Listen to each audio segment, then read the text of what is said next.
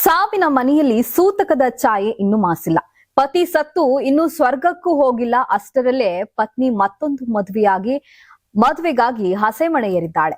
ಪತಿ ಸಾವನ್ನಪ್ಪಿದ ಕೆಲವೇ ದಿನಗಳಲ್ಲಿ ಪತ್ನಿ ಮತ್ತೊಂದು ಮದುವೆಯಾಗಿದ್ದು ಹಲವರ ಅನುಮಾನಕ್ಕೆ ಎಡೆ ಮಾಡಿಕೊಟ್ಟಿದೆ.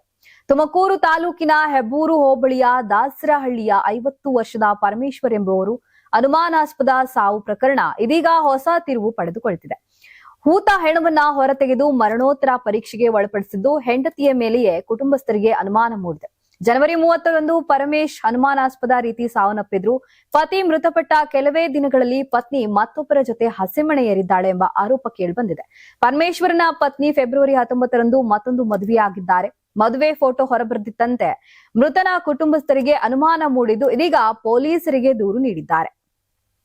ಮೃತನ ಪತ್ನಿ ಮದುವೆ ಮಾಡಿಕೊಂಡ ಬಳಿಕ ಗೊಂದಲಕ್ಕೆ ಒಳಗಾದ ಪರಮೇಶ್ವರ್ ಸಹೋದರಿ ಇದೀಗ ಅಣ್ಣನ ಸಾವಿನ ಬಗ್ಗೆ ಅನುಮಾನವಿದೆ ಎಂದು ಪೊಲೀಸರಿಗೆ ದೂರು ನೀಡಿದ್ದಾರೆ. ದೂರು ದಾಖಲಿಸಿಕೊಂಡ ಪೊಲೀಸರು ಶವ ಸಂಸ್ಕಾರ ಮಾಡಿದ ಜಾಗದಿಂದ ಪರಮೇಶ್ವರ್ ಅವರ ಮೃತದೇಹವನ್ನ ಹೊರತೆಗೆದಿದ್ದಾರೆ.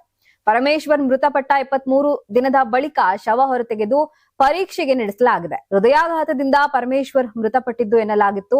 ಮೃತಪಟ್ಟ ದಿನವೇ ಕಾರ್ಯ ಮಾಡಿ ದೇಹವನ್ನ ಮಣ್ಣಿನಲ್ಲಿ ಹೂತಿದ್ರು. ಪರಮೇಶ್ವರ್ ಮೃತಪಟ್ಟಾಗ ಆತನ ಮೂಗಿನ ಪಕ್ಕದಲ್ಲಿ ಗಾಯವಾಗಿತ್ತು.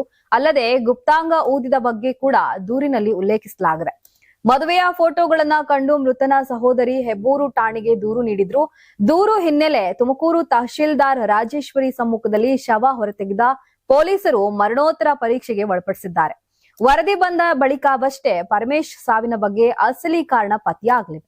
Karnataka TV leader awards 2025 best MLA nomination ಹಳೆ ಮೈಸೂರು ವಿಭಾಗ ಡಾಕ್ಟರ್ ರಂಗನಾಥ್ ಕುಣಿಗಲ್ ಕ್ಷೇತ್ರ, ಸುರೇಶ್ ಗೌಡ ತುಮಕೂರು ಗ್ರಾಮಾಂತರ ಕ್ಷೇತ್ರ, ಸಿಎನ್ ಬಾಲಕೃಷ್ಣ ಶ್ರವಣಬೆಳಗೊಳ ಕ್ಷೇತ್ರ, ಗಣಿಗ ರವಿಕುಮಾರ್ ಮಂಡ್ಯ ಕ್ಷೇತ್ರ, ದರ್ಶನ್ ಪುಟ್ಟಣಯ್ಯ ಮೇಲುಕೋಟೆ ಕ್ಷೇತ್ರ, ಡಿ ರವಿಶಂಕರ್ ಕೆಆರ್ ನಗರ ಕ್ಷೇತ್ರ, ಕೆಎಚ್ ಪುಟ್ಟಸ್ವಾಮಿಗೌಡ ಗೌರಿಬಿದನೂರು ಕ್ಷೇತ್ರ, ಸಿಮೆಂಟ್ ಮಂಜುನಾಥ್ ಸಕಲೇಶ್ಪುರ ಕ್ಷೇತ್ರ, ಮಂತರ್ ಗೌಡ ಮಡಿಕೇರಿ ಕ್ಷೇತ್ರ, ಜಿಡಿ ಹರೀಶ್ ಗೌಡ ಹುಣಸೂರು ಕ್ಷೇತ್ರ, ಸಮೃದ್ಧಿ ಮಂಜುನಾಥ್ ಮುಳಬಾಗಿಲು ಕ್ಷೇತ್ರ, ಪ್ರದೀಪ್ ಈಶ್ವರ್ ಚಿಕ್ಕಬಳ್ಳಾಪುರ ಕ್ಷೇತ್ರ.